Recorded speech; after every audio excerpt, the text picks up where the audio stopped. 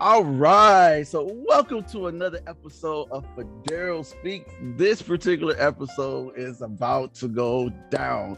We got some hot fellas on the line who got some very powerful things to say about our topic for today, which is men and healthy relationships. We know that in our particular culture, men are kind of given the backseat as it relates to driving the relationships and really engaging in their relationships, both platonically and non-platonically. It's usually kind of put on the woman to be the more emotional and be the relationship compass for how well we're doing. But in this particular culture, we're discovering that it's a requirement and a need for men to step up and really take ownership, not only of their relationship with self, but with the relationship that they have with those around them. And these particular fellas have been chosen to have this particular conversation because it is necessary for our culture as well as for just men in general, for us to be able to come together, to be able to talk about some of these more difficult topics, these areas that may seem a little taboo. We've had some very interesting conversations thus far, so I'm really, really interested in digging into this particular conversation. You guys know, and for those of you guys who may be watching the show for the first time, my name is Fidel. I am the executive director of the Paint the World Project, also of Fidel Speaks, which is the show that we're hosting right now. We got some amazing men on the panel that I want to introduce you guys. So I'm gonna go around just to give these fellas an opportunity to say where they're from. You guys can say your age, say what you do, and maybe if you want, say how you know me or what invited you or what prompted you to be on the show. So I'm gonna start with Mr. Antwan Johnson. What's up, Antoine? Going on. I am Antoine Johnson from Chicago, Illinois. I know Fidel from a school we went to. I don't know if you want me to mention that name. It's not necessary, but you're good. And I am a business owner of a production company. We have an event coming up next month. Okay. What kind of production company, if you don't mind me asking? Film and staging production company. Dope. Called Aspiring Minds. Dope. How old are you, Antoine? I'm 38. 38.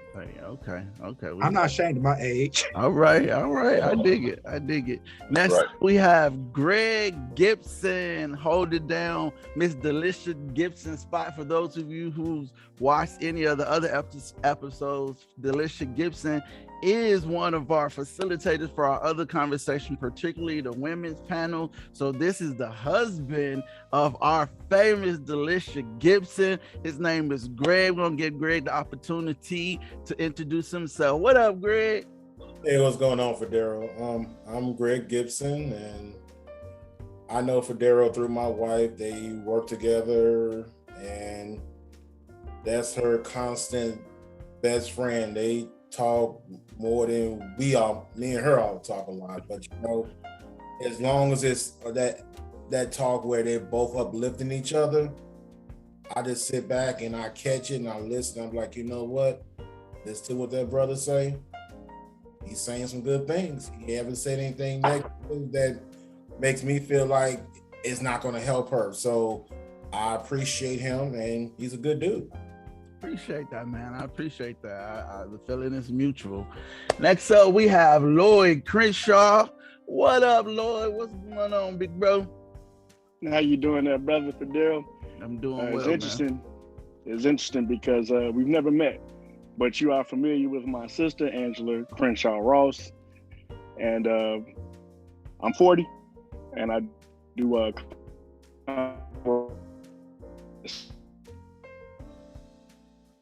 You breaking up a little bit, big bro. And from what did we miss? We missed it. 40 and you do something. I think you about to say construction or something. I don't know. I apologize. I'm 40 from Chicago. I'm contracted do work on BNSF Railroad. Ah, dope. Angela is one of my most favorite people in the world. I love Mama Angie. That's my mama. So you might be my uncle, low key.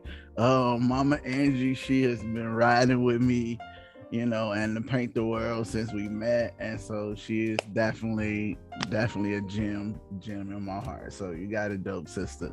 Next up, we got none other than the Deshon Dandridge Sr. That's the big bro right there. I'm excited to have him on. What's going on, big bro? You already know it. You know it. My name is Deshon, otherwise in upstate New York known as Debo G. I'm a chef. I've been doing it for about 30 years. I'm 46. And I'm glad to be here. For Daryl is my little brother.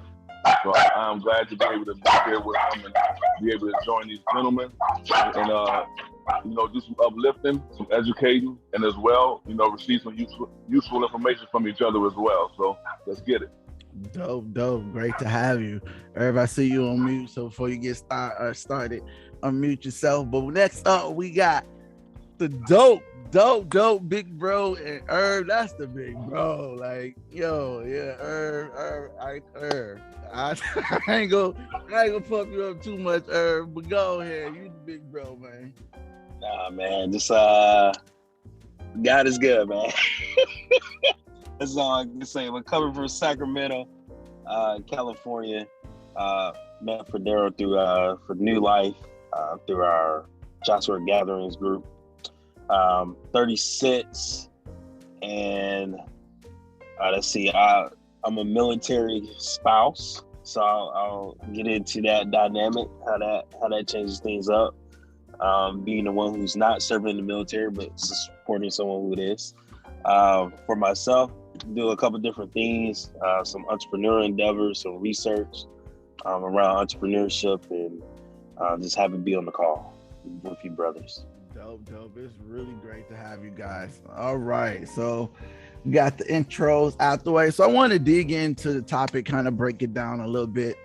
So healthy relationships.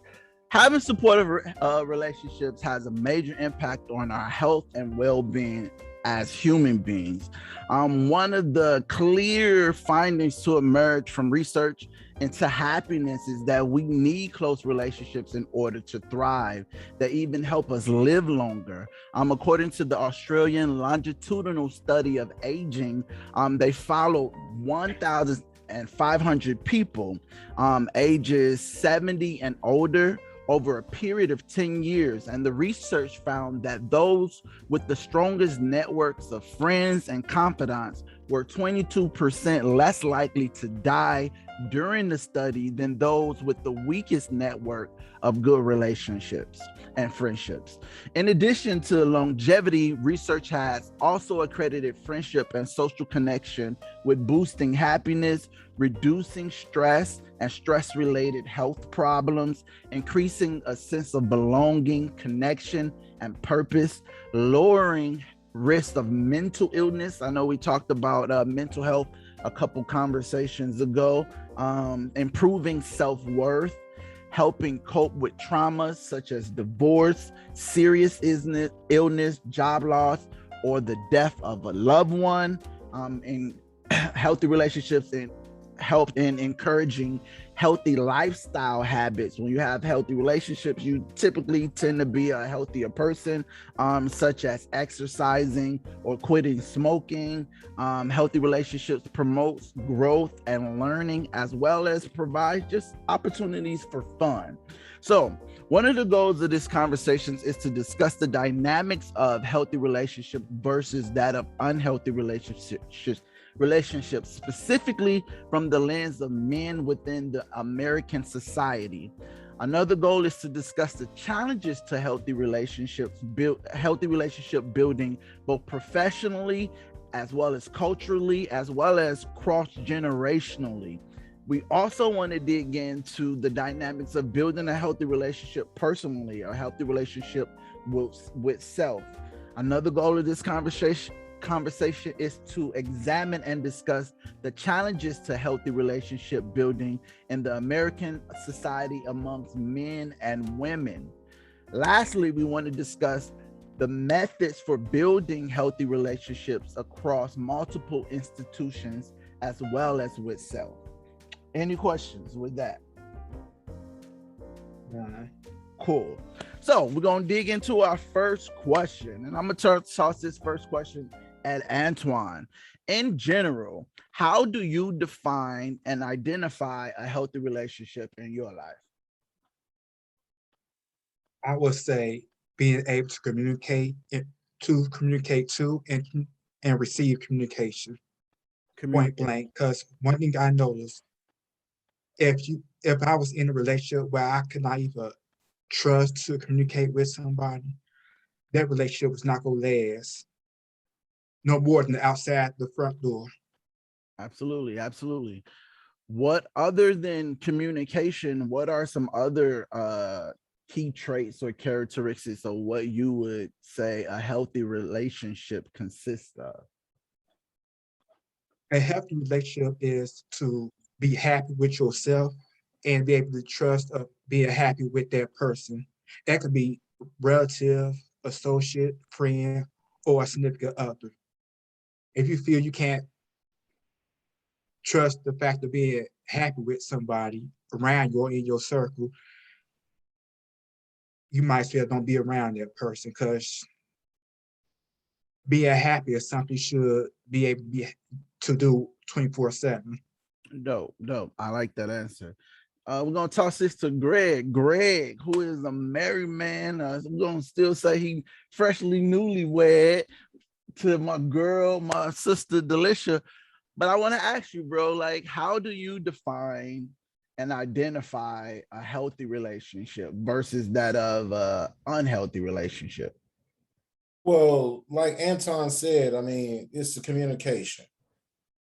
Without no communication in a relationship, you really don't have a relationship. You just have a one-sided conversation, and there's no need for a one-sided conversation. So if we're not communicating, or at least trying to attempt to communicate with each other, then the whole thing fails.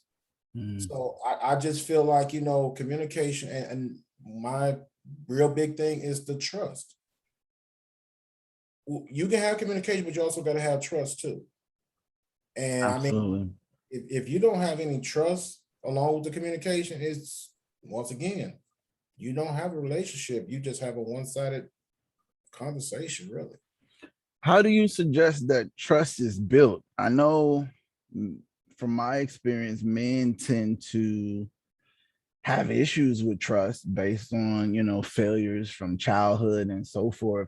How do you develop a trusting relationship, particularly with a woman where you yourself may not have had many examples of people who are trustworthy?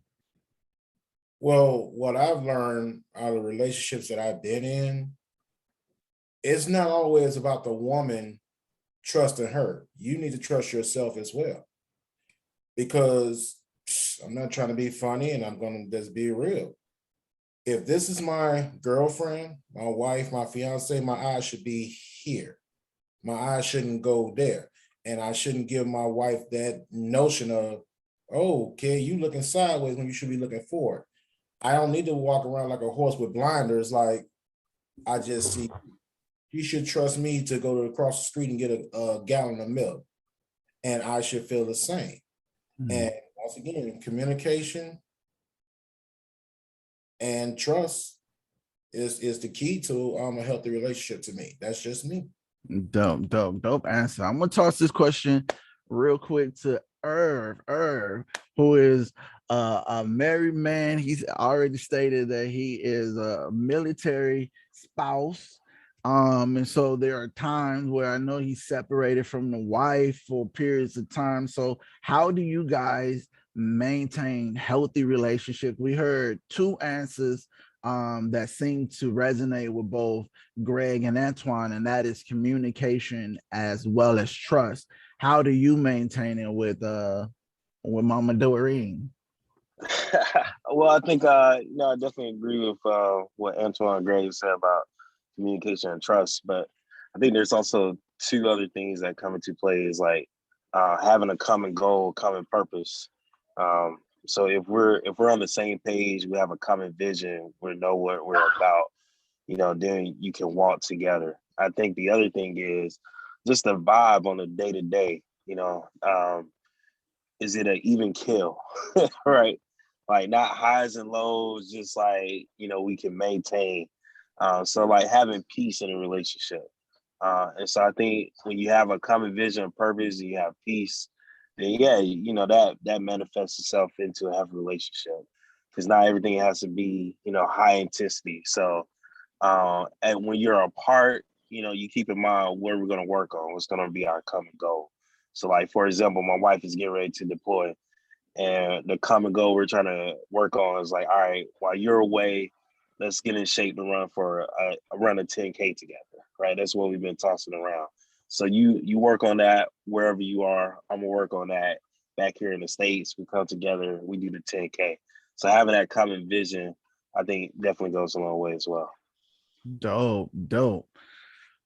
I'm gonna toss this one over to my homie Lloyd. What's popping, Lloyd? So we talked a little bit about what healthy relationships look like. We got that point of having some commonality, having trust, having good communication. Now I want to kind of examine what it looks like to be in unhealthy relationships, so we can kind of have a mirror of what it looks like to be in a healthy relationship. What would you say some components of an unhealthy relationship are? I'm just glad you asked that instead of having me keep the hard part going. Well, when we talk about the unhealthy part, it's going to allude to some of what the other brothers were saying. Not being trustworthy, having that lack of communication. And that's just for the starting point. Having that lack of communication, verb abuse, because when some read the conversation back to you're poking. When you poke at somebody, you start saying things, and you might not mean it, but you're just saying things, which is what I would identify as verbal abuse, just to get them to respond back. And that's definitely unhealthy. I mean, I've been married before, and I'm divorced currently, unfortunately, but fortunately, I am back into another relationship moving forward. But that was one of the things in my personal life that I've learned also. Don't poke at the bear. Definitely. Yeah. definitely. If you don't mind me asking, what are some of the significant differences between the relationship you're in now and the relationship that you were in? The thing that's less talked about, therapy. You got to get some therapy. And I want to attack the question that you asked, Brother Greg, about when you was asking about not having the examples. Well, if we don't have the examples, we can also speak brothers that looking for example of what I'm. Bro, you want to be married. We should be talking brothers that are married. You broke up a little bit. Can you repeat that part? I think that was a really good point you were saying. You said, what can we do? I was saying about when you break it up. Yeah, what can we do if we don't have examples? Yeah, what can we do if we don't have examples? Is to talk to other brothers of the outcome of what we want. Like if we want to be married, we should be talking to married people. That's what we should be surrounding our circle with. And I currently have that surrounded in my background with that. That's my circle with this is all married brothers. So I'm glad you said that. We're gonna get into that. Just what healthy relationships with other brothers in our society looks like, because we know what some toxic relationships can kind of look like with the fellas as well. But I also want to kind of stay here on this topic of unhealthy relationships and toss it at Deshon. Deshon, what do you in your life, I'm sure you've dated, you've had friends come and go, women come and go, even maybe some families that may have come and go where that relationship had to be severed. What are some of those key characteristics of a healthy relationship where you like, yo, this relationship isn't serving me, I gotta end it because it's unhealthy? What would be some of those key markers? Well, for me, those key markers would be like, as a brother said, the communication and trust, all those things are there. If all those things are there, everything else can kind of fall in line, because then it opens up the door for me to be vulnerable.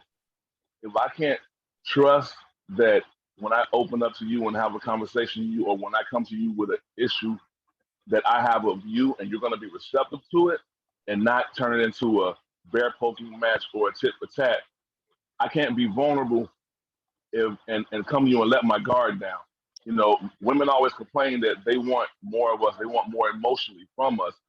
But the minute we try to give that emotion, they take it and internalize it, where we're attacking them, or we're making them feel less than, or we're belittling them, where we're not. We're actually trying to explain that, okay, these may be some of the things that you're doing, or that your aura is giving, however, whatever it may be, that may be contributing to me keeping my wall up. So now here I am presenting it to you. I'm being vulnerable and letting you know these are things that we need to have. So in that vulnerability, I'm also giving you a request for growth, i.e. progress. If the relationship can't grow, if it's not growing, there's no progression. It has to be a growth with itself as individuals, the male and the female, and then you have to come together as well and have that growth in the relationship so that you can progress. So if you're in a relationship where, you as a man, you're paying the bills, you're making sure you give the date night, you're playing with you're making sure the kids get to what they need to do, and then when she's not feeling well, you're taking care of her, tending to her needs and everything else. And then you find yourself still, coming home and dinner's not being cooked, or coming home and all she's doing is complaining, or things of that nature, things that, and I'll say it for lack of a better word, I'll say just not doing her part according to what we think as our spouse should be doing, So then we keep those walls up, and as we keep those walls up, then we start to compartmentalize, everything. And as men, we start really looking at the bigger picture of what we're doing and contributing to the growth of the family and the relationship, and how they're, not, and what they're not be doing. And we take it and then we hold on to it, and those are the things that can cause us to cheat, they can cause us to just, lose interest in the relationship itself, and all kind of things, because we don't have that allowance to be vulnerability, because we put that wall up. So now we got that wall up. So now we're looking at, where's the growth? Okay, we're not growing, or they're not growing, and I'm trying to. So then we feel like we're being held back. So then it presents a resentment, which brings up more walls. And those are the things that I've experienced in unhealthy relationships, in my relationship that have been unhealthy. And I've had to just, put myself in a position where I had to determine what was more important. Was it trying to repair the relationship, or have the understanding that growth isn't there, and we can't progress, so we have to just remove ourselves so that we don't lose what bit of respect we have left for each other. That's really important, bro. Just knowing when to call it, I think, and I don't think it's just a man thing, but because I've seen it in women as well, but just knowing when enough is enough.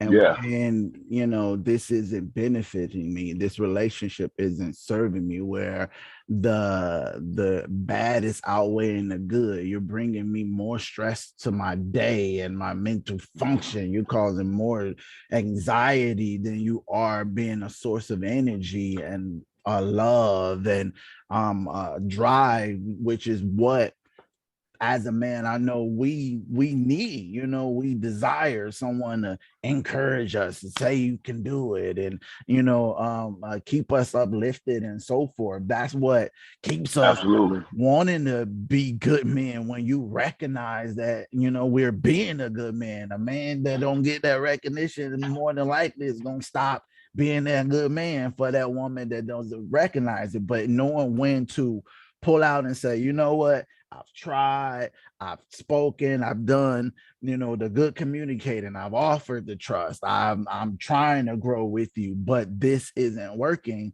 Knowing when to call it is critical, because every relationship is not meant to last forever. Every relationship isn't meant, it doesn't always bring you the benefit that you need when you decide to be on a ship. I think of relationships as a ship, whether it be two people, a household, maybe multiple people on the ship, but it's called a relationship for a reason. And so when you're on a ship with someone, you got to agree on the destination. That ship can't go to two different places at the same time. We got to agree on where we're going. We got to agree on the order of things, who gonna man the sail, who gonna do the oil, who gonna hit this part, and who gonna hold the map.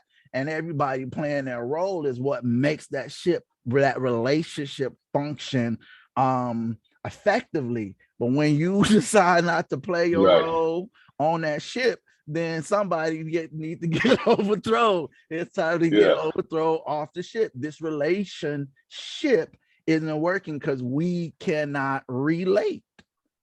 Right. And the other thing I want to say is that then we also have we especially us as the Black culture, we have a tendency to say, oh, well, God don't like divorce. God didn't put us together to bring us apart, so, until death do us part, And I'm going to say this. Sometimes we put ourselves in relationships that God didn't ordain for us, even in marriages.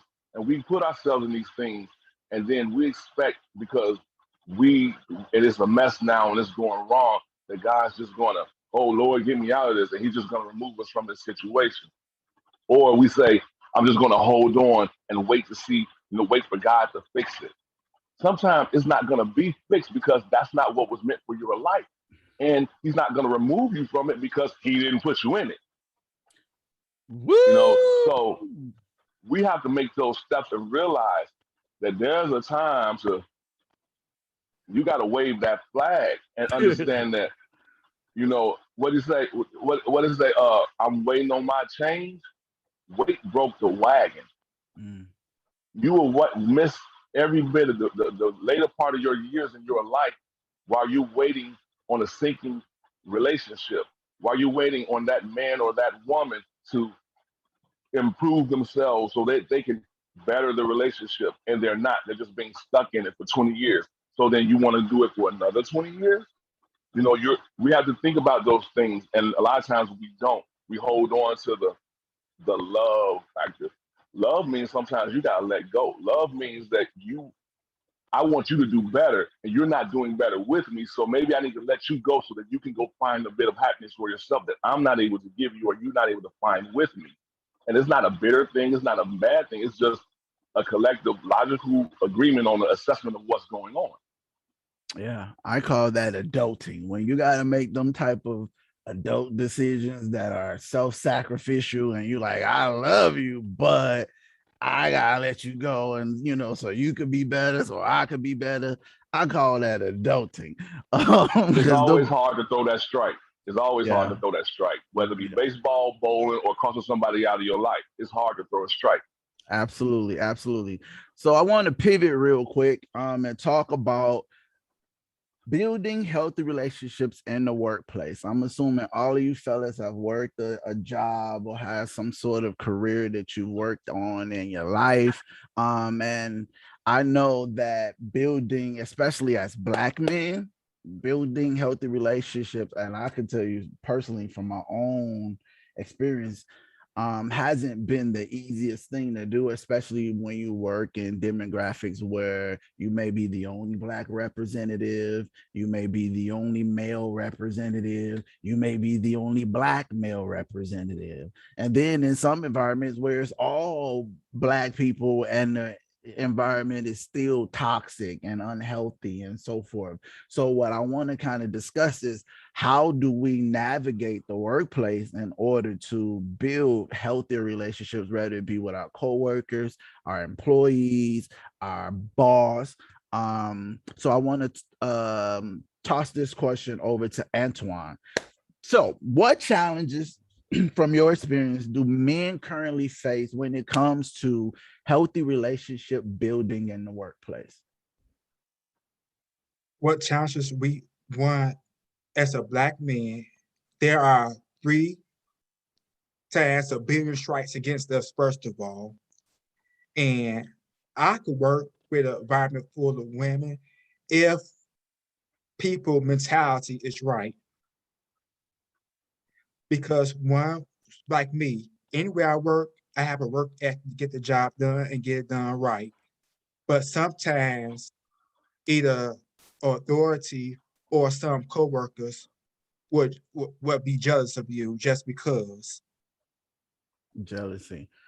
I've heard of the jealousy, and I'm not gonna say I haven't experienced it. What with the jealousy, how do you navigate jealous waters with like coworkers who may envy you, for your work ethic and so forth?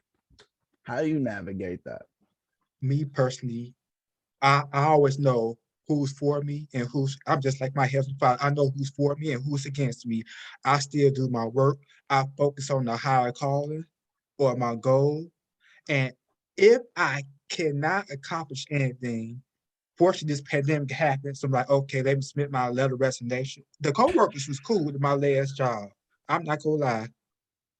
It was the 2 people that used to be my coworkers applied to be supervisors that think they thought they know everything and don't know how to talk to people. Now, me personally, I'll respect you once you give me disrespect. I won't say nothing, but my nonverbal communication will say a whole lot that I have no business saying. Mm. If I get to the point where I'm nonverbally not being professional, oh, I'm on my way. My letter's already written. You say the letter is written. I like that. Greg, I'm gonna toss it at you. How do you go about building and maintaining healthy relationships in the workplace? And what challenges as a professional, as a man who is employed, have you faced? And just building relationships, just being in a relationship with your coworker or your boss, or even female employees. Oh Lord. Well, this is a kind of a tough one for me because the way I've been working, I do security. Okay. And I was brought up to be one, respect those who work with me and get respect from whoever's my higher up. And when you see people not doing the same as you, and you don't expect everybody to do the same as you. I get to work early. I don't get to work to spy on you. I get to work early because that's me. I hate being late.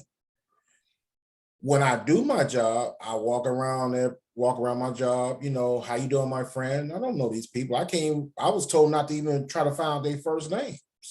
Just be professional. How you doing, my friend? You need any help? It's over here, it's over there, blah, blah, blah.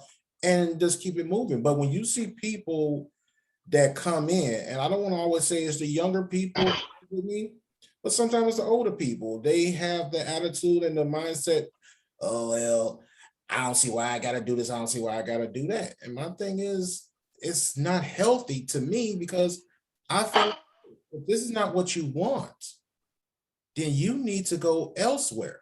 You need to go back in time. And I said this just a couple of days ago to an employee, because I'm the supervisor, that is. I said, you need to go back in time. Apologize to every last teacher you had. Tell them that you made mistakes by not paying attention. And then go back to college or go to college and get that $50,000 to $75,000 a year job if it's there for you at your age. And if that's not going to do it, then I don't know what to tell you. Just quit making it hard for those who want to work, because it's hard out here already to maintain a job. And then you are constantly not even looking or being focused on saying, you know what, well, God, I know I'm here right now, but if I do good at this, Lord, I know you will give me the direction to go somewhere else and appreciate what I did at that other job. And they don't show that. And so therefore it kind of got to me now where I'm feeling like this is not for me anymore. I'm getting older. I didn't say earlier, I'll be turning 50 in November. Woo woo. Yes, sir. I mean, it's a blessing. I mean, I Good, got man. right here. Yeah, looking good, man. Yeah. So I mean, I'm blessed to be where I'm at. This is not what I wanted to do in my life, but you know what? Once I realized, man, God has really and truly blessed me where I always had a roof over my head. I started off as a manager at Burger King, making way before minimum wage even went into the double digits. And still kept a apartment, still kept a little food in my house, still kept my lights on, my gas on, my phone on. When it got cut off, I was like, okay, well, I gotta put some money up so I can get turned back on. But I done that. And so when I see other people come in, I try to explain to them, hey, quit complaining. Because your complaint on thing it does is brings me down and makes me feel like, you know, man, well, you know you failed. Why are you still here? I really didn't fail. I'm still blessed. Come on. I'm still blessed. Still hungry, but I'm still blessed. That's real. That's perspective. So that's the way I look at it. That's perspective, man. I like that perspective.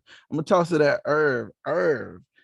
In the workplace, how do you maintain healthy relationships? We know sometimes men can come, especially if it's predominantly a male environment, we can sometimes breed toxic male masculine environments. And I know as a man, an upstanding man as yourself, I want to know, like, how do you navigate certain environments? And if it's not the man, we're not gonna just toss it at the fellas, even though that this panel is a discussion about men, because women can breed some very toxic environments as well. So if you found yourself working in an environment where it's predominantly women and they breed, oh my God, I've seen some, Greg, we can talk about it. Whoa. But how do you navigate that, bro? So I think for me, a couple things come to mind.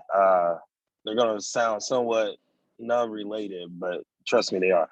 First thing is get out of debt. If you're the reason why I say that is if you're so tied to your job, like, man, I gotta make this money, I gotta do it, that already puts pressure on yourself, right? And so it puts pressure on you to be able to move around if you're not in a good environment. It puts pressure on your family, right? Because you're feeling the stress of, I gotta maintain this job to make stuff happen. So as best as, yes, we go to work to earn a paycheck, but as best as you can maintain a good financial environment, ecosystem for your family, for yourself, that relieves that pressure. Because then it's like, if you know you got a year of savings in the bank, you know, for a job that's not conducive for you, you'll take more risks in speaking out and being an instrument of justice in the workplace. The second thing I would say is not tying your identity to your job. As men, we are performance driven, right? You gotta go hard, you gotta work hard, you gotta do this, do that. So if the job is taken away from you, your identity is stripped away. And so early on in my career, God broke me of that when I got laid off. I just graduated college. In less than 2 years, we're in the greatest world economic crisis, and I got laid off. And so my identity, being able to say, oh, I'm an engineer, like, God broke that immediately. So I had to learn to separate that I'm Ervin, right? And I do engineering. So it's not my identity. So I come here, I perform, I do the best I can, I go home, but this job is not me. The third thing I would say is that, all right, so once we got those kind of two things anchored in, there was an acronym that came up in my career that I learned from other people, but it's called the PI model: performance, image, and exposure. So first thing first is you perform at work. The second thing is image. How do you present yourself and how do other people see you? So I think a lot of times you just gotta be mindful of how you show yourself, right? So I think it's good that a lot of times Black men don't want to play the game. And there's a game of politics that has to be played at work in addition to performance. And so with image, that's a part of the game. How do you look? How do you show up at work? How do you present the other people? And so it's okay to be friendly and talk to people, right? It's okay to answer questions and things like that. Your coworkers don't have to be your friends, but you have to be able to find that balance of playing that game. A lot of times I just want to go work and go home. But that's not how it necessarily works. So understanding the dynamics of the environment you're in. And then exposure, right? Constantly networking, constantly talking to people, and keeping it at a platonic level. You know, remember that these people, they're not, don't make your coworkers of the opposite gender your girlfriends. Don't be trying to date around the workplace. I've had male counterparts that do that, and it backfires, right? Don't spread your business around everybody. You know, there were times where coworkers went out and they did things, they come back, and it hits the workplace about what they were doing on the weekend. So there has to be a level of discernment. But there's a balance of knowing that this job is not my identity. I'm good financially, so I can take risks. I can move around if I'm not in the best environment, because it's like a marriage. It's like a dating, right? You're trying to find that right place where you can be valued for the work you bring, and where you value where you're bringing that work to, right? Meeting people, talking to people, networking, but treating people more like a sister or a cousin, not a potential person you can date. And there are people that get married and met their significant other in the workplace, but that shouldn't be the necessary focus or drive. And then I think you just open up. It's okay to say like, hey, this weekend I watched the ball game, you know? So I think, and there's a lot of different books and resources and materials and I could go in and like read and help out with all that stuff. But I think just like, you know, knowing those different things, keeping in mind helps you to build healthy relationships. Because you take that pressure off yourself. Good stuff. That was good stuff, especially for young men who are entering, you know, some of these work environments and don't have a lot of experience, you know, and how to navigate those pitfalls. And knowing, I think that pie example was brilliant. Because I didn't know it. You know, I had, I guess, what I learned through trial and error or whatever. But I think one of the areas where I know I lacked on was the exposure and then the drive to network. Because like you said, Black men usually don't want to play the game. So I'm going to get in and I'm going to get out because I already know I got kiss babies and yes massa, you know, in order to advance. And you know that I like to advance off my own merit. But to your but keep in mind, kissing babies and kissing butt are two different things. True, absolutely, right? True. And so but we as Black men, we equate kissing babies as kissing butt. And it's like it's not the same. Say that. You know? Say that. Like having a conversation and saying like, hey, my family this weekend, hey, you know, we drove up to the country and went hiking. Oh man, that's cool. You go hiking? Because you know, you're dealing with other ethnicities, right? Oh yeah, you went hiking, or hey, we went to a movie. That's different than versus like, hey, you know, I'm just gonna follow you around and you know, anything you want me to do, I'll do, right? Like, you know, that's kissing very different, right? That's kissing butt. But you know, we gotta understand that conversation is not kissing butt. And it's just like the way we are is like, nah, I go to work, I'm out. Where you going? Hey, you want to eat lunch with us? Nah. y'all ain't saved. That was But some of your video. family members ain't saved, right? But you still go to family reunions. Or just sit down and have some lunch, So you just gotta. I get why black men are that way, right? Because sometimes I feel like even if I play the game, I still lose. Even if I engage, I still lose, right? And that does happen in some situations. Even if you perform, you still get laid off, right? But that's not every situation. And so I think it's like no different than every relationship, right? I had a bad relationship, so now I think that every woman is going to be bad for me. That's not necessarily true. You just had a bad situation. So how, we have to approach relationships and work the same way. Like, okay, I need to go from this environment or that environment. Getting laid off was one of the best things that happened because it wasn't a great environment. Then I ended up in an amazing work environment. And like next thing I know, it's like stuff was taken off. So, we just gotta keep that stuff in mind. Yeah. Thank you for sharing that. All right, so you touched on some good stuff, Irv, and I'm about to toss this one at Deshon and Lloyd. No, but before we move on, does anyone else have a response to those? Because Irv said a lot. Do anybody else got anything they want to add to that question of men building healthy relationships in the workplace? I'm gonna tell y'all the next question is about to touch on how do we cultivate healthy relationships with women specifically in the workplace, given our current culture. But before we move on, I think we got a couple other comments and I don't want to skip over them. Yeah, I would say one of the other ways to make sure you build that healthy relationship is that you have to observe. A lot of times when we come into the work environment, especially new, we want to jump in so fast and prove our worth.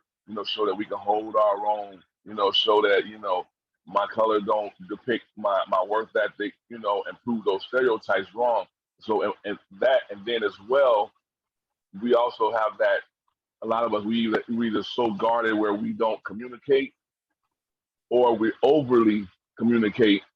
You know what I'm saying? And we're telling everybody all our business, and being so laughing and jokingly and friendly, or, feeding into, our culture and how we get down if we're in a totally different work environment. So we have to sit back and observe. You have to come in and look, okay, and I'll use myself as an example. I picked up another job this week, and I'm a chef, and I said, you know what, a little extra money. So my friend needed some help, and so I walked in, and it's a multicultural, multi-sexual, diverse restaurant. So I go in, I didn't say anything first. I got 30 years of experience.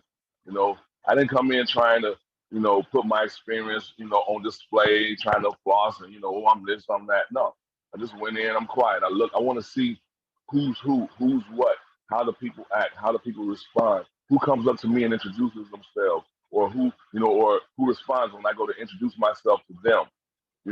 How, what's going on in the area. What are they doing? How do they communicate with each other? How do they interact with each other? What's their limits? Okay, I see this one has no boundaries. Her filter's crazy. Okay, he's grumpy. So we have to observe and then take the time and learn how to approach each person individually. And develop a relationship, based on that person. So when I see my dishwasher came in and I knew that was his first day, and he didn't speak much of Spanish, much English, because he was Mexican, he speak broken English. I came to him, I spoke my broken Spanish, and introduced myself to him, and I told him, oh, this is your first day, this is my second day. And I just let him know, if you need anything, I'll help you out, and then, and I went to and then the other guy that's been there for years, he's a Navy man. I'm a Marine, I'm a veteran. Me and him, we talk about the military and come to find out we both like cooking with pot. We both like other things in common. So as I'm getting to know everyone and see how people are and I'm interacting with them, and just learning what, how they are as a person, then I can develop my own level of comfortability where I can give them some of me, not all of me, but just enough where, okay, we can get through the work shift Okay, and now it means that maybe now work's over, we can go out and maybe have that drink, then okay, fine. But let's not just jump right into that, and then all of a sudden, now we're drunk at the party because we tried to turn up too much, and we're looking like an asshole in front of the whole work staff, or at the end of the work shift sitting at the bar sloppy drunk because we done got too twisted. You know, so observance is a big thing. Good point. Good point, bro. Thank you for sharing that. Thank you for sharing that. So this portion, I've been really interested in talking about, because we got the Bill Cosby, Harvey Weinstein, we got the governor of New York. It's going down in the workplace with men and women. I will tell you that I'm totally acknowledging the rise of women in, you know, most work environments. And I'm here for it. I support it, you know, in that regard. But I do know that it's requiring men to adjust in a way where it's either you're going to adjust or you're going to find yourself in what our job probably be in the lawsuit and some hot shit, so to speak, excuse my French. So I'm really interested in hearing probably from everyone to some degree, as relates to this particular topic, because we got to do better with relating to our women as men. So what is going on? I just want to just ask it. How do we build healthy relationships with women in the workplace in 2021? Oh, I'm trying to sleep with them. oh, There we go. oh, we just gonna pull the band-aid off. We just gonna pull it right. Look, we all grown men. Ain't no need to sugarcoat it, okay? Look, I'm gonna tell you, and you my brother, so you already know how I get down. You know what I mean? If we as men can't be going in the workplace trying to shit where we eat. You know, if you going there, you got a whole 8 other relationships that you're talking to elsewhere. Why you got to come into work and try to pick up that 9th, 10, and 11? You know what I'm saying? You want to come in your whole workplace and where you got your wife, your baby mama dropping you off, picking you up at, and you in here trying to, you know, holler at the person that's training you. You think the shift supervisor look good. You want to go and have coffee with the manager, and then you want the owner to come pick you up. You know, we be doing too much. All right, fellas. So my fellas watching this, I really hope y'all are watching this. We are pulling the band-aid off right now. First thing we heard in how to build healthy relationships with women in the workplace out the gate is stop trying to sleep with them. Every woman that you come in contact with should not have a target on their forehead, on their back, on their ass, on their vagina, where you are trying to stick your penis, your face, your tongue, consequently. To Deshon's point, most men typically have several things going on outside of the workplace. If you're not, you know, in a monogamous relationship, most men are having fun playing the field. It is just not wise to allow that to leak into where you are making your bread. I've had girls come up to the job. Listen now I'm gonna tell y'all a little bit about my story, okay? I've had chicks come up to the job. I had them come up to the school. I had them trying to run me over in the parking lot.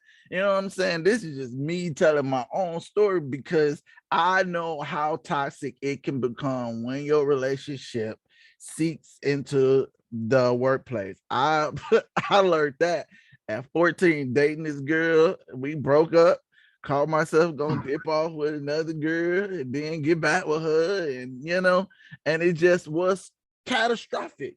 I later tried to pose to the girl, you know, later we grown, got mature, you know, we trying to date, and she's still remembering how stupid I was when we were working together and holding me to that. Women don't Women forget. don't forget, player. They don't forget. They don't forget. It They ended did my their grave to relationship. remember stuff. It ended my relationship, workplace BS that nobody teach me about. Pops didn't pull me to the side.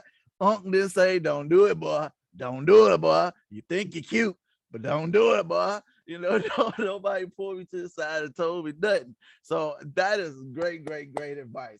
Thank you, Deshon. Anybody else have anything that they want to add to for the fellas who may find themselves in hot water in this very, very hot work culture that we're experiencing? How do we navigate this with women coming in power? How we do it? Any other advice? One, we as men need to learn how to respect women, period. Outside the workplace and inside the workplace. Because 2 times I was in a relationship where later on the woman worked on the same job. We together outside, you my coworker inside. I always able to keep it separate. He or I.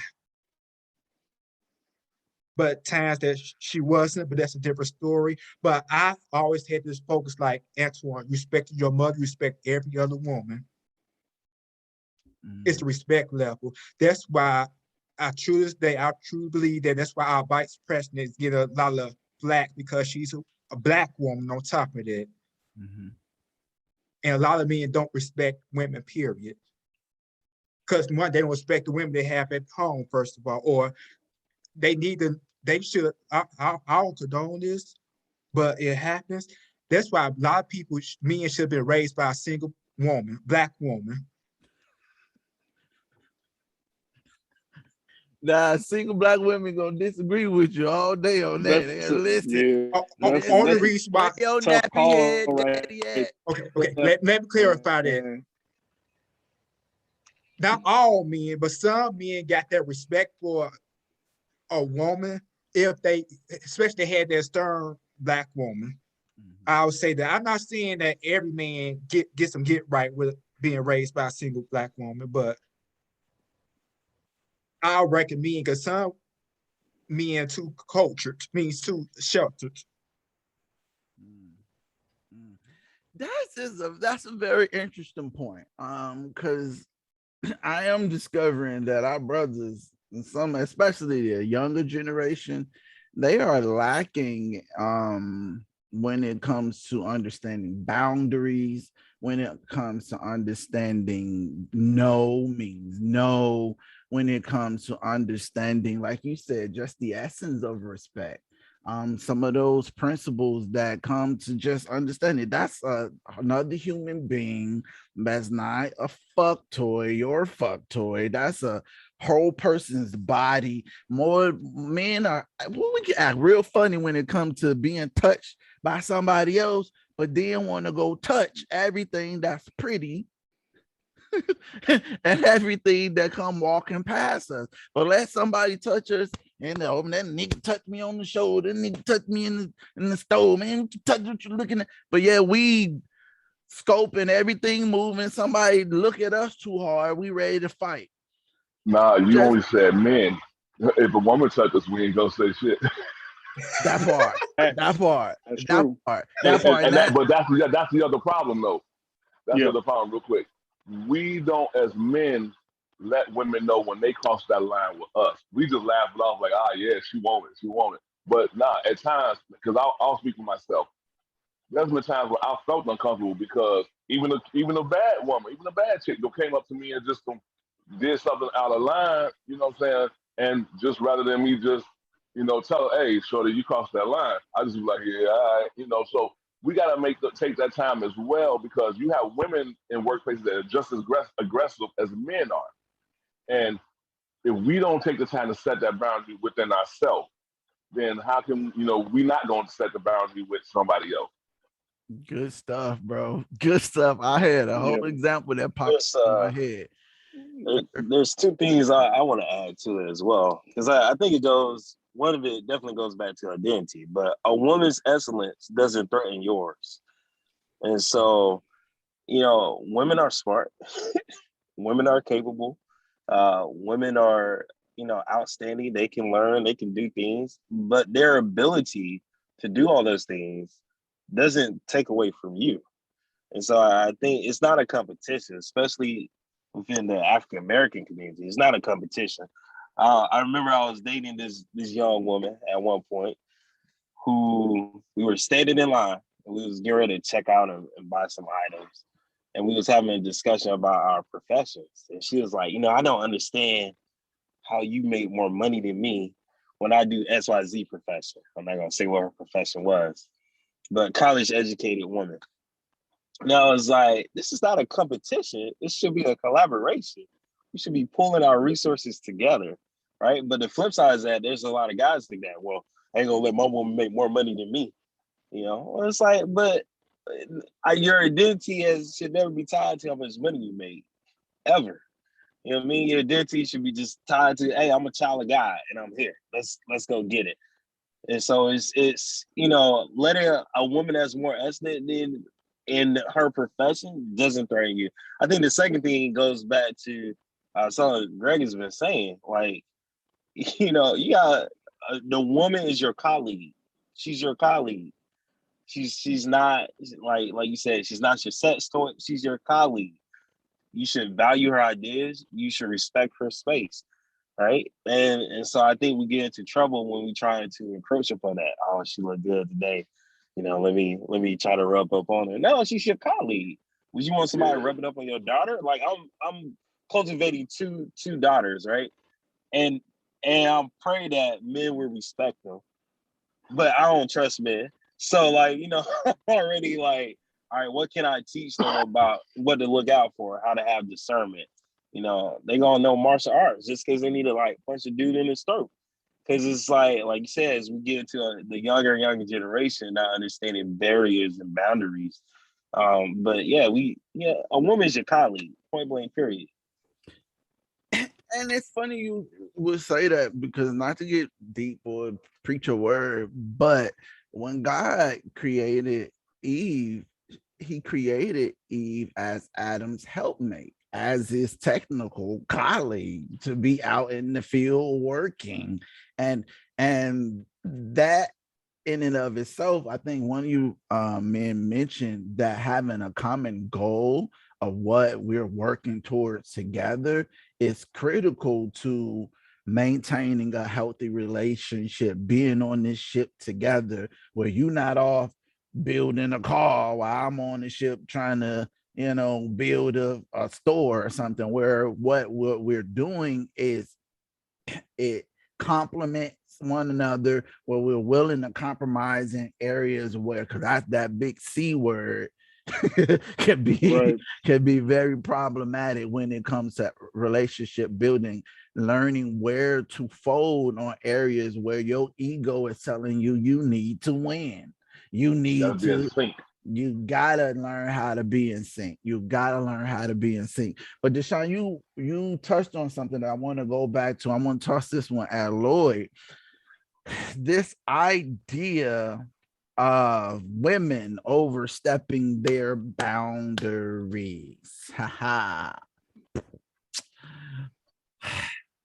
I don't even really know exactly even how to approach the topic, because it is one where I don't think we fully acknowledge that women can create situations that can become very complicated, and it's with intention. It's with knowing that your breast is out. It's with knowing that your ass is out and he like it and he been looking, and now you're going to play the game. But once a line is crossed, all of a sudden the fire is on him. So, Lloyd, how do we navigate women who may be more toxic than the men when it comes to their pursuit and aggressive nature towards men? Wow, that's crazy. And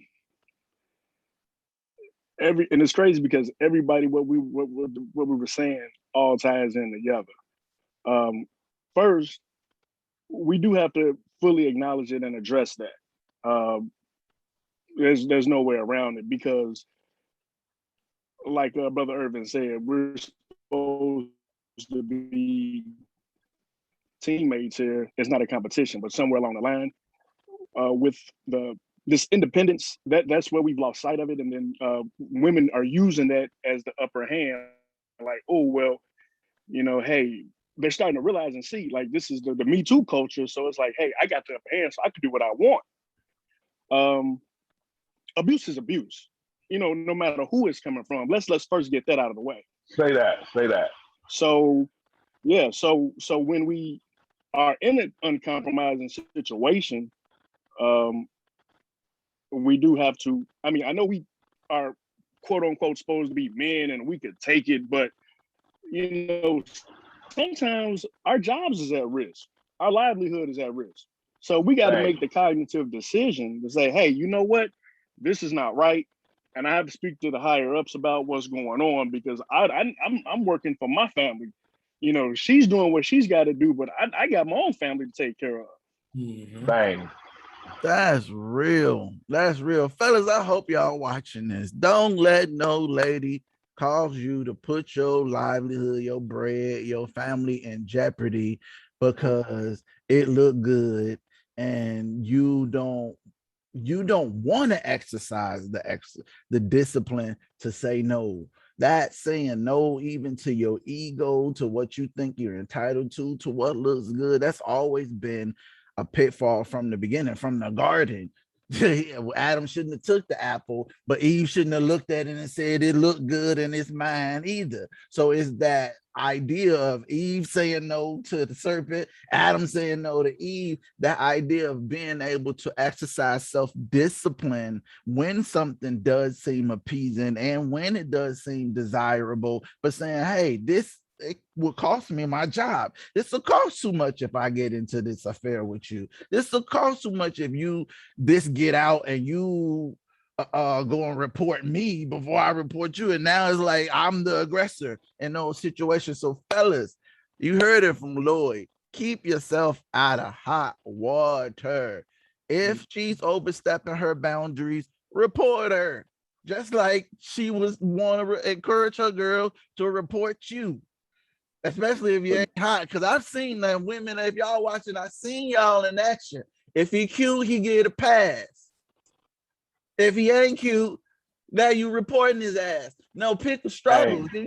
Listen, pick a struggle. Yeah. Rewind that. Say that again. Yeah, Rewind that. Say that again. Listen. Say it loud enough for people in the back. Listen. I've seen women. If he got a nice car, next thing you know, you accepting the ride. But if he don't, then next thing you know, he a scrub. Y'all picking struggles. Listen, he cannot be a scrub if he got a bad car, but he hot if he got a good car. Now all of a sudden he worthy to touch your ass and disrespect you. He worthy to do all the other stuff that broke men can't do. Mm-hmm.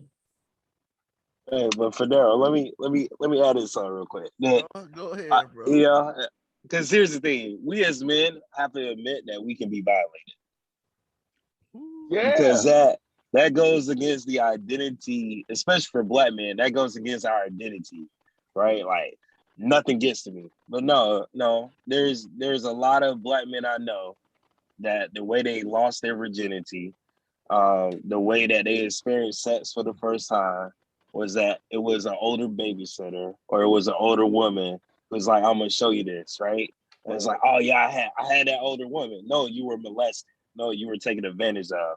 No, there was a power differential that took place, and your gift was taken from you. So I think we have to get to the point where we can admit we were violated. And just because I admit that I was violated doesn't make me less of a man, doesn't make me less of a human being. It just makes me a person that was violated. And now that I've admitted that, where do we go from here? But we have to first be able to say that. Because if you can get to the point where you can say that, then you can start dealing with this stuff and say like, all right, that's that. I didn't appreciate that. Corrective action. That's a little too far, right? But if we don't first admit that, because we can't, yeah, then we're going to be in a problem. I think one of the brothers said this already before. Therapy goes a long way. Counseling goes a long way. And now it goes back to mental health. There's nothing wrong with sitting down and talking to a counselor. I did it. I've done it. I will continue to do it, right? Because this thing called life, especially for a Black man in America, this thing called life is stressful. And so we have to be able to admit, hey, I'm vulnerable, right? And there's nothing wrong with doing that. But I think once you're able to do that, then you can start having discernment and be able to call out these situations and not have to like play to be the man. That's Absolutely. good stuff.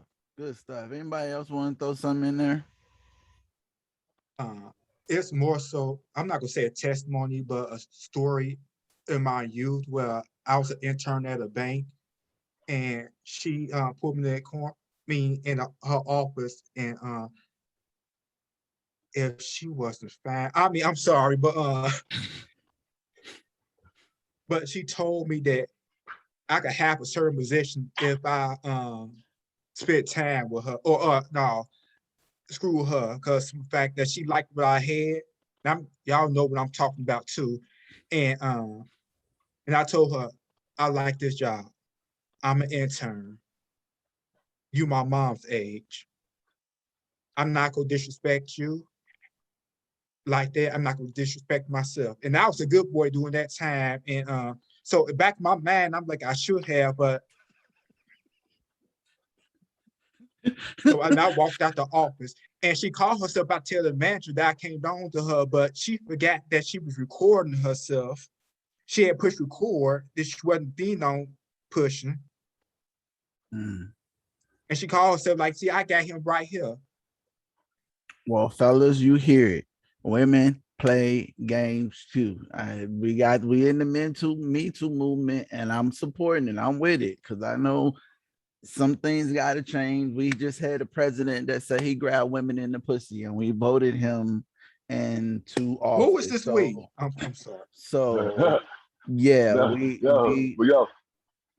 Dude, one more quick though. I'm gonna touch on that real quick though. It goes back to what I was saying about observing as well, because sometimes when we're in that situation, we're I'm gonna say it this way. When we're looking at how they deal with each other, when Bobby goes up and he might see Becky, and he'll put his hand on her waist, and or he might be joking with her and slap her on the ass or whatever. So yeah, she's real friendly and nice and cool, and we think it's okay. She approachable like that because we know it. But then so we like, Tyrone go and hit Becky, and he just put his hand on her shoulder. Hey, how you doing? You all right? Now you don't felt, she feels some kind of way. Okay, so sometimes it's not even just us, it's them as well. Sometimes it's a cultural difference. It's a cultural difference in comfortability. And sometimes we miss it because we're not looking at the culture. We're looking at the ass. So we're not looking at the race. We're being friendly or being who we are. At that moment, we might just be trying to pick it up. But now here we are, this black man over, standing over them, touching on me. Ooh, I wasn't expecting it, or he just, because you weren't one of them. You know what I'm saying? Now you're in a whole nother situation. That's the point. I've been in that situation as well. So that's why I say it goes back to observance. We got to remember we're not them, so we can't move the same way they move. That's information right there. That is news you can use. Speaking, I want to segue into what you just said, Deshon, talking about the differences as Black men that we experiences, I'll say it this way, the challenges that we as Black men experience when building relationships with other races across culture. I want to talk about that. What are some challenges? And I'll toss this, whoever want to jump in. If nobody jump in, then I'll ask someone specifically. What are some challenges that we face as men of color when it comes to building healthy relationships with people of other races and ethnicities? And how do we overcome them? How do you overcome that challenge, if those challenges, if you choose to respond? You know, I'll come in. I'll be real quick. We just need to adapt. We got to adapt. Men adapt. We got to adapt with cultural differences and environmental differences. We just got to go with the flow. You know, especially if we're not having that position to set the tone, set the standard. Mm-hmm. All right. Anyone else? Only thing I would say is like the language barrier, because I speak basic Spanish and broken Spanish, but I start studying now in other languages. I want to get my IQ up with the other languages, because other than that, I'm open to every culture. Personally, I found it kind of difficult to build healthy relationships across multiple cultures. Not that I don't have relationships with friends who aren't Black, but some of the disparities that I see are so blatant that it can be difficult to look at sometimes, where you go and experience someone of a different race and see how they lived and grew up, and you realize, hey, I didn't do those camping trips. We didn't go selling across, and you can feel that, we come from two different worlds. And usually it is the world that I come from that's looked at negatively.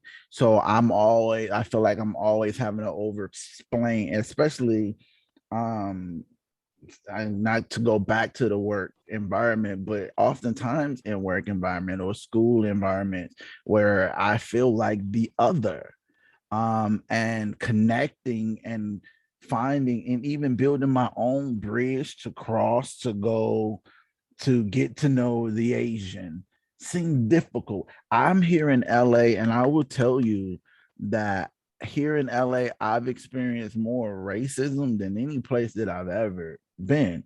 And it's been from other Blacks who, like, you Black, stay away from me, as well as non-Blacks who, you're Black, look at your skin, stay away from me. I've had it where people who were light and could have passed, I watched them get passes, and then I come into space and all of a sudden the frowns come and mugs is dispersing. So I personally, and this is just me, I don't even know the answer to that question on how to build healthy relationships with whites or Asians or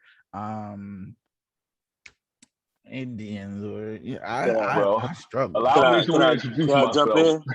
Go ahead. Go ahead, Can I bro. jump in for a second? Go. So let's just be honest, right? When it comes to building relationships with Caucasians, Anglo Americans, white folks, whatever terminology you want to use, it's tough. In this country, we have a history of slavery that was based upon skin color. Then we have a history of Jim Crow Jr., discrimination, lynching. The list goes on, right? So that right there already creates like a huge barrier to get over, because we're both descendants of both sides of those things, right?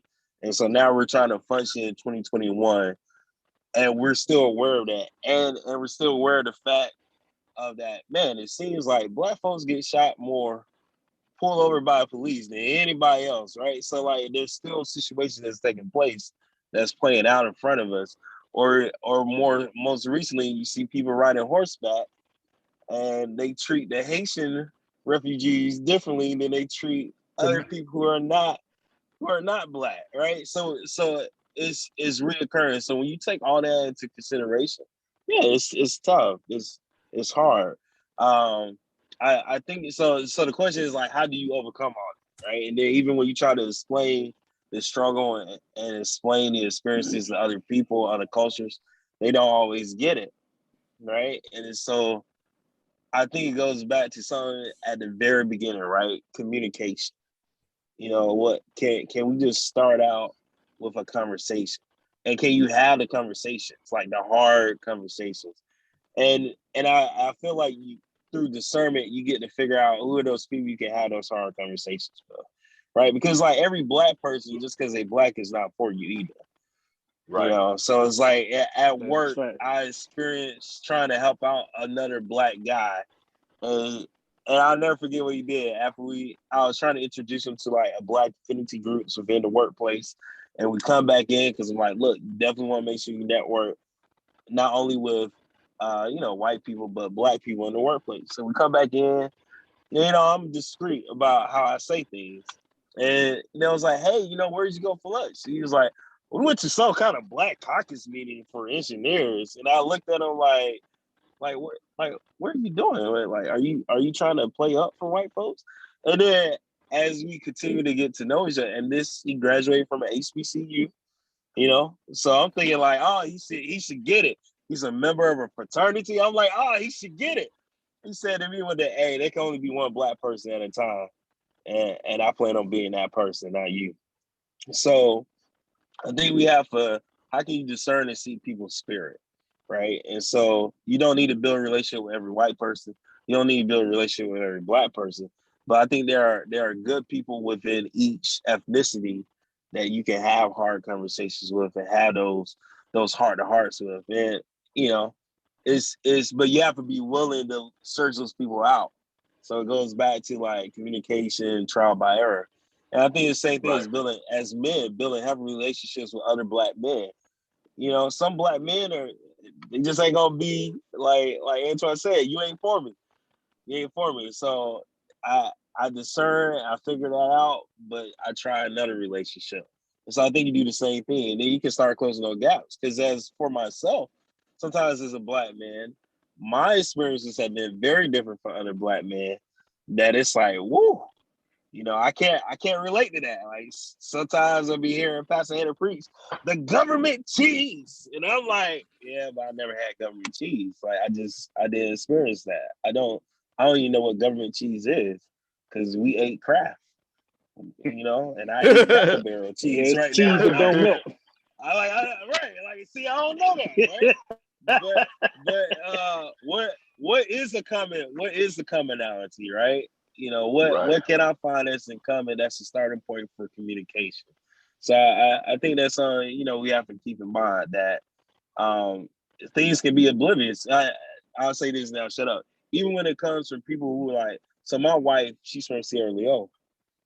So when you start dealing with Black people from other countries, like out of West Africa, where Kenya, Ghana, wherever, Nigeria, they don't always understand African American culture for people who have grown up in America, right? So you have to figure out how to close that gap in communication and talking to people about, all right, this is what we have in common. This is how it differs. Let me speak this truth because this is what I've experienced. All right, and then let me sit back and hear you. But I think discerning who you can say that to or who you can't plays a big role. We shouldn't neglect that for any ethnicity, even of the same color as you are. Good stuff, bro. I got one more question that I want to toss out. Hold on. Somebody knocking at the door at the same time. Oh, give me a second. Here's the question. Hey, so can I address Brother Ervin real quick, bro? Because go ahead. Go ahead. All right, so I just want to address we were talking about that situation. My wife is white, so this is my second marriage. My first wife was Black, and those relationships totally different, But where I grew up from Chicago, I grew up on the West Side, but I grew up to a multicultural school. So as a youth, I was always surrounded by the different cultures and ethnicities. So, I learned the differences in them, as well as I not understanding the color difference. We were taught history and everything else, but I didn't see it because of where I was at. But as I grew up and started experiencing the difference, especially moving to the South Side in high school, going to multicultural high school. That's when I observed the differences.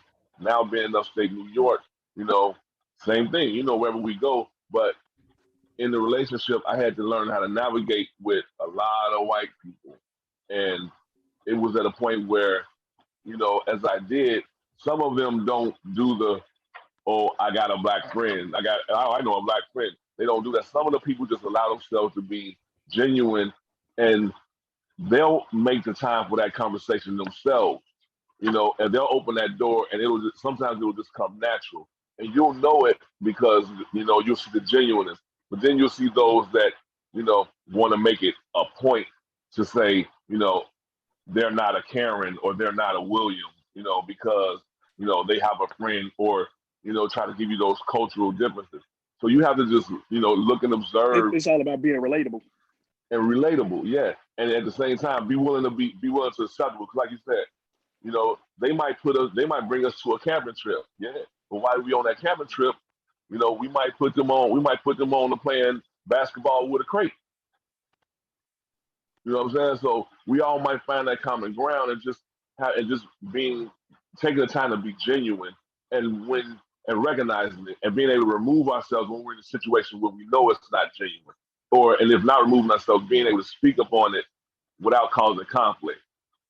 You know what I'm saying? Without getting ourselves all worked up, now we want to fight. Yes. Everything ain't always got to be a fight. Yes. The angry black man syndrome is real.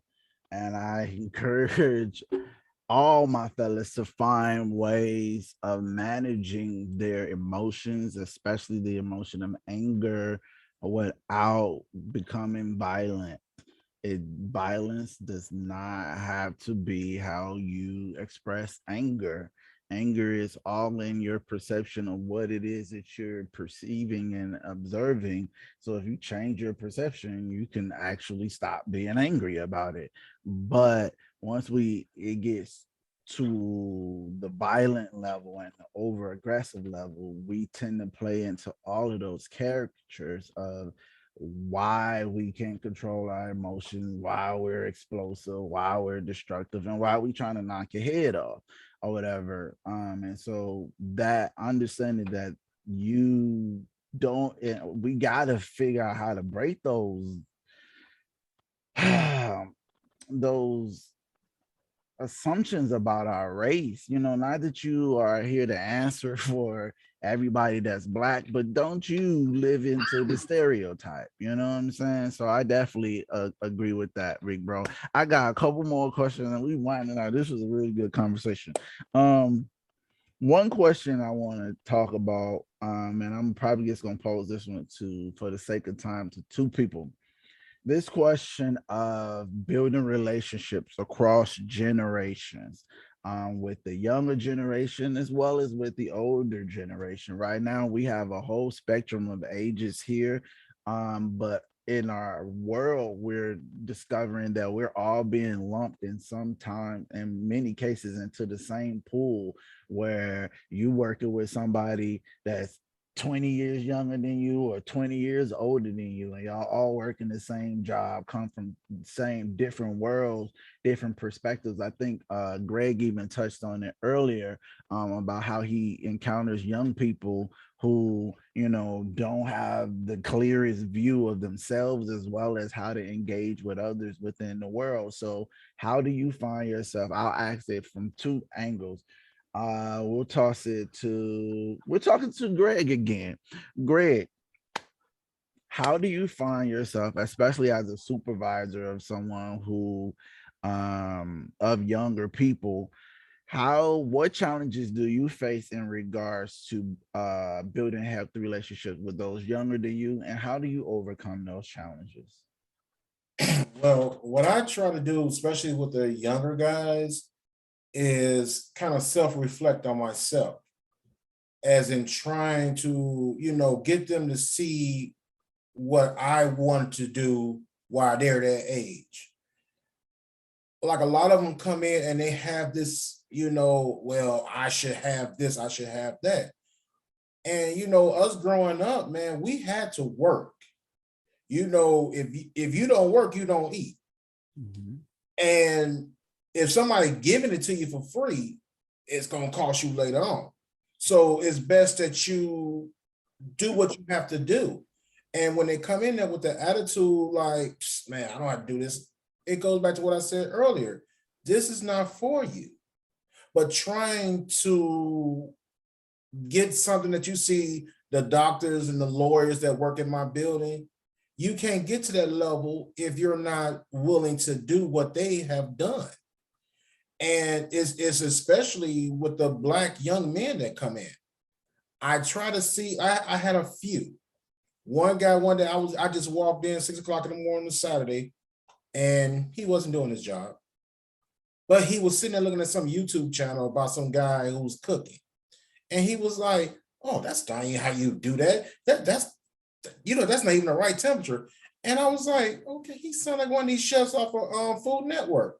So I said, man, you sounded like you know what you're talking about. Oh yeah, when I was in high school, I did take culinary classes. And I looked at it, I'm like, well, why are you here? You don't do your job. You barely show up. And here it is, you talking like you know what you're doing. Why don't you go back and get that and do that? Another gentleman just had 2 kids. I'm sitting here looking at him and I see potential in him. And the majority of them, when they come in, I see the potential. And I just say to myself, hey, this is not what you want. But, they look at you and say, hey, you know what, man?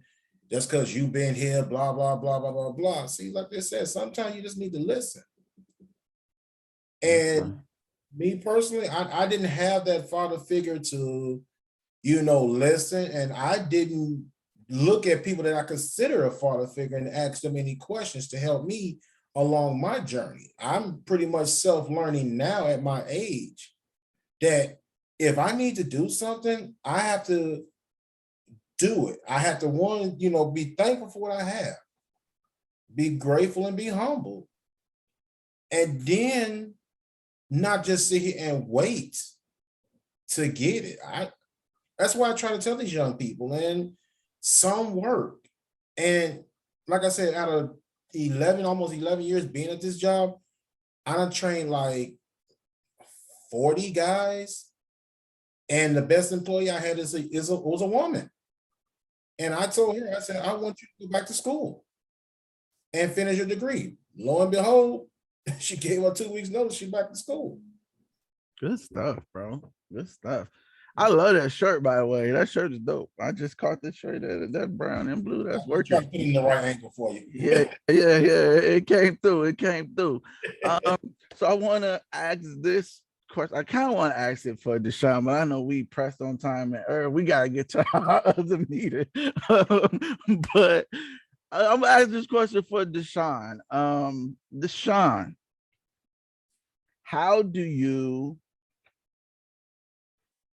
go about cultivating relationships, as I guess you like right in the middle of the oldest and the youngest, but with the older generation, with the generations that have come before you, how do you go? I know I wish I had somebody younger, but I want to ask you because I know you kind of are very good at maintaining relationships with older people, and sometimes younger people can say older people can be the most difficult people to get along with. So how do you recommend to build healthy relationships with the generations that came before you?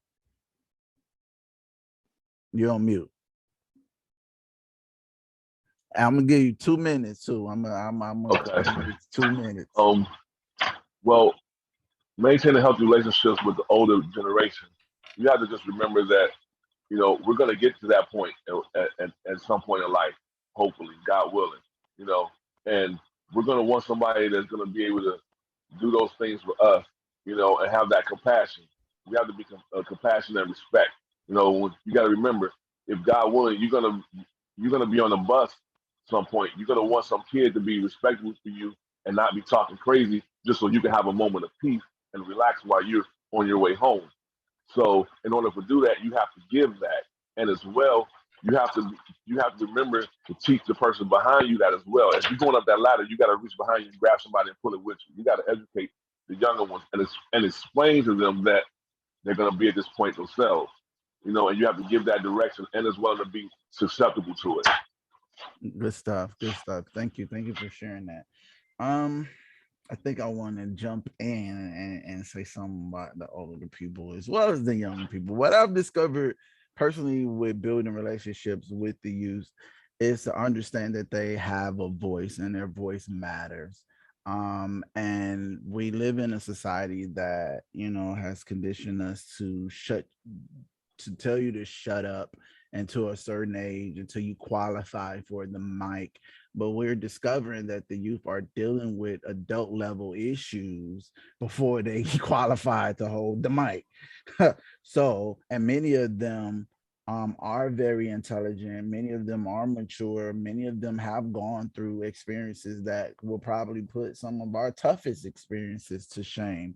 And quieting their voice only silences their pain and discomfort when it comes to, number one, feeling like they matter, when it comes to feeling healthy and creating healthy responses to difficult situations. Many of them result in destructive behaviors because they haven't been taught how to respond in healthy manners to being angry, to being disappointed, to being rejected. Some of those areas can set you off if you do not know how. Even as men, rejection can set a man off where he go choke a woman up.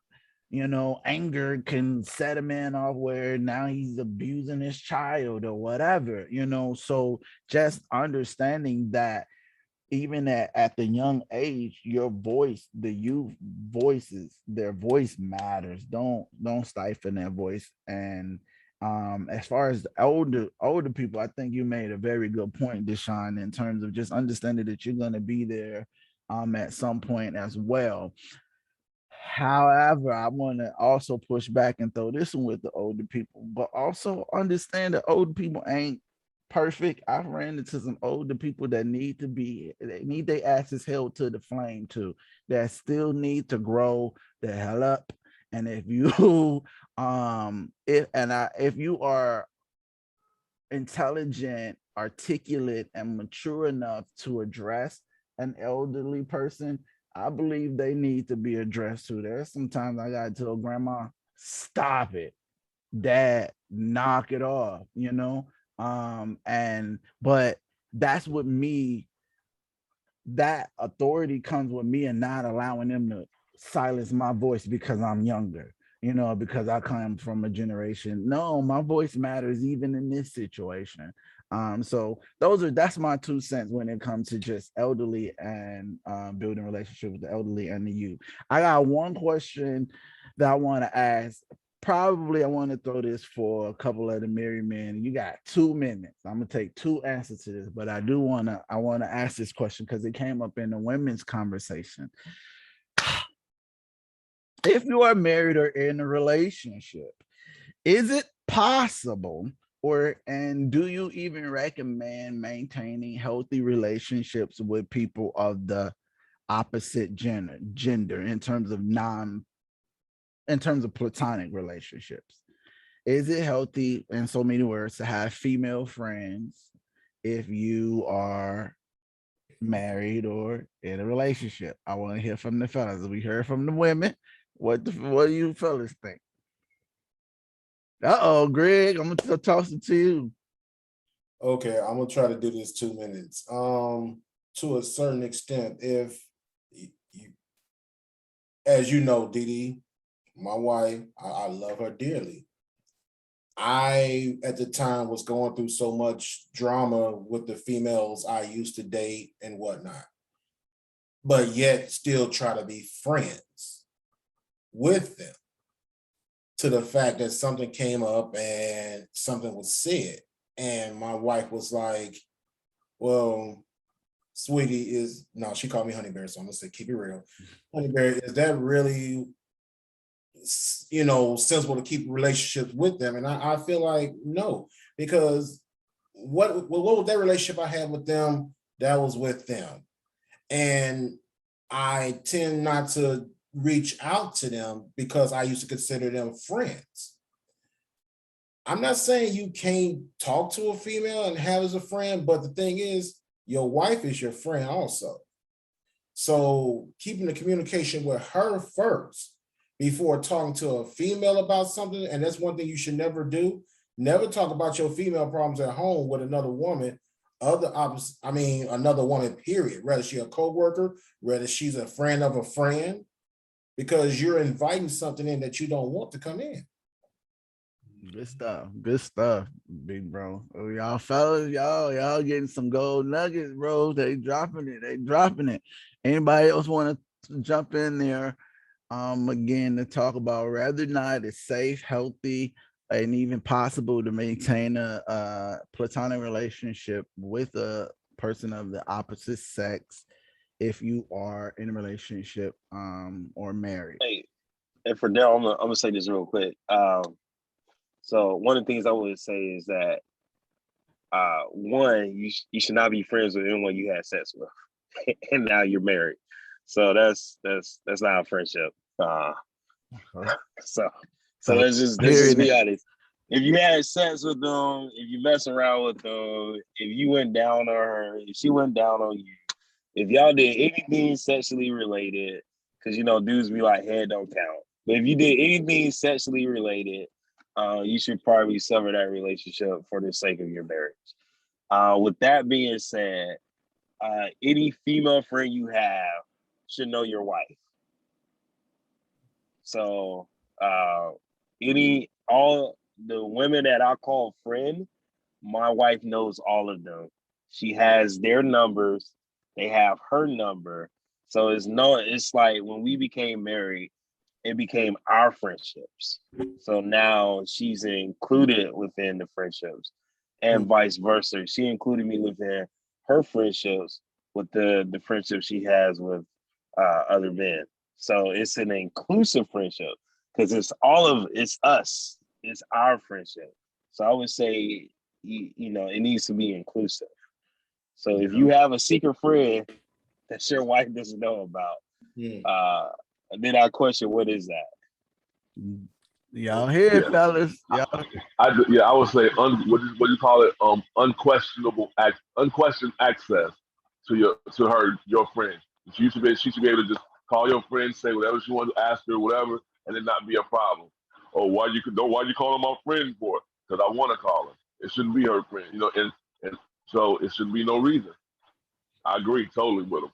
All right, these from married fellas. Y'all hearing this, fellas? Y'all taking these leaps with these? You gotta watch how you lady to another lady as well, because we are very observant when we see other females and what. We kind of gotta watch what we say and our actions as well, because you represent your wife. That's why we was talking earlier about the workplace and all that stuff there, and I really didn't know how to chime in on that. But it's basically just have that respect. That's plain and simple. Okay, she feeding off of what you're trying to say to her. And she see, okay, you married and you call your wife sweetie every time you call her on the phone, and she listens, and that could be something that she wants. But you got to make sure, one, like the gentleman said, if your wife don't know her, that's not your friend, because your wife is your friend. Okay, I'm not gonna jump in no more. That was it right there. That was good, Greg. I really wish we had more time. We're gonna be wrapping it up. All right, so thank you, fellas. First, I want to thank y'all for some really dope responses. I did want to dig a little bit deep into some of the questions, but we running short of time. So what I want to do is kind of discuss really briefly some methods overall for building healthy relationships across all institutions of relationship, whether it be platonic or non-platonic. And some of these we've already touched on, but as we close out, for those who may be taking notes, who just may be listening attentively and need some points to walk away with due to the fact that you may potentially be in an unhealthy relationship, here's some key signs for healthy relationship, and here's some key tools for healthy relationship building. Number one, keep expectations realistic, understanding that we are all human beings. Nobody's perfect. You cannot expect someone, even if they are your spouse, to be everything for you all the time. You have to allow them to just be human, be flawed, and to have realistic expectations in whatever relationship you're in, at work, with your friends, with your spouse, with your children, with your father, your parents. Each one of these individuals is another human being that has the potential to offend you, and has the potential to be offended by you. So it's important that you understand that and keep your expectations of yourself realistic, to understand that if they point something out in you that ain't working for them, don't you fire back with I'm perfect and you need to make the adjustment. Keep your expectations realistic. You're not perfect. Number two, this was already mentioned. Communicate, talk to each other. It's essential for any healthy relationship. You got to take the time not just to talk, but to listen, and to listen not just to speak, but to understand. Ask questions when you don't understand, but don't do them insulting questions, but ask questions that genuinely reflect your desire to want to know the answer. Sometimes questions can be real condescending. Well, what you mean by that? One of them. But no, really ask questions for understanding and not just to respond. Be flexible. It's a natural to feel uneasy with change. If somebody's pressing up on you about something that you're doing in a relationship that's not working for them, it's natural to draw a defense or feel uncomfortable with the challenge to take another path or pivot. But you have to know that being flexible is critical, because people change. Relationships, people are different from day to day. Today your wife may be happy, tomorrow she may not be in such a good mood. You need to be flexible and understanding that, hey, she a human being. But also take care of yourself, understanding that healthy relationships are made up of healthy people. If you're unhealthy, then more than likely you're not going to be able to maintain a healthy relationship. So make sure that you take care of yourself, do self-care. I believe in self-care and making room for your needs as well as the other person's needs. Next point is to be dependable. Be someone where your word is trusted and trustworthy, where, hey, your word is bond. Antoine made these points earlier, that trust is critical in any relationship. The next point is to fight fair. I'm gonna say this because this scripture jumps in my head, but the Bible says offenses will come. People are going to offend you. We're living in a world where a lot of things are offensive. But understanding that building healthy relationship isn't always about being right and proving your point. Sometimes it's just best to fight for peace in the house as opposed to fighting for being right and making your wife feel wrong or making your friend feel wrong. Sometimes it's just best to not throw that hard punch. If they are in the wrong, don't throw that 1-2 that knock them out. Fight fair. Bringing up the past or bringing up insecurities could be a trigger point. Don't fight that way. Oftentimes cool down before you talk about a difficult situation. Use I statements that indicate your feelings and how you feel without assuming that you know how the other person feels. Use language that is clear and concise and specific, because sometimes men like to talk in muddles and talk in circles and expect for the woman to understand what we trying to say. But if you take the time to control your emotions and really think about what you're saying and formulate clear and concise answers, you can eliminate all the hostility and a lot of the emotions and stuff like that. Be affirming. A lot of times we tear down other people's feelings and say your feeling don't matter, but affirm the person, especially if it's a relationship that matters. And I tell you how I feel, affirm, I understand how you feel. Or even if I don't understand how you feel, but I want to understand how you feel. Can you tell me more about that? affirm that position and that state that person is in, especially if it's one that's genuine. Now, if somebody coming at you on bullshit, call bullshit for bullshit. You mad, you ain't got no reason to be mad. You know what I'm saying? You the one that's, because some people will offend you and then try to get mad because you called them out on the offense. I'm talking about it. So, but in this particular situation, be affirming. Keep your life balanced, understanding that everybody can't be everything for you. You got to find a time for work, fun. Being a whole person makes you a healthy person. Being fractured, being, only able to handle the good without the bad, being unbalanced can make you a difficult partner to be in any relationship with. So maintaining life balance, taking care of yourself as well as taking care of the people around you. Understanding that being in a relationship is a process. Ervin mentioned this earlier about growth. Growth in a relationship is a process. A seed go from a seed to a seedling to a this, and then grows and becomes a tree and grows into whatever it's going to become, and then begins to bear fruit and does it all over again, repeats the process. Relationships are very similar. They change, they grow, and it's a process from when you first meet someone, whether it be a friend or whether it be a partner. When you first meet them, you can guarantee a year from later, your relationship should have developed and grown and would look a lot different from the first time y'all said hello, So understanding that it's a process. Lastly, be yourself. Showing up in a relationship as anybody else is just not gonna work. The only person you can maintain is your own self, and the only identity that you can maintain is that of self. Eventually, if I'm trying to be one of y'all, I'm about to break character. It's only so long I could pretend to be Greg or Lloyd or Ervin before Federo comes out like, shit, now I get to be me. But if you show up in a relationship as yourself, you'll find that most people will feed off of that authenticity and show up as themselves as well. If you're comfortable with showing your scars, it makes other people comfortable with showing their scars and their flaws as well.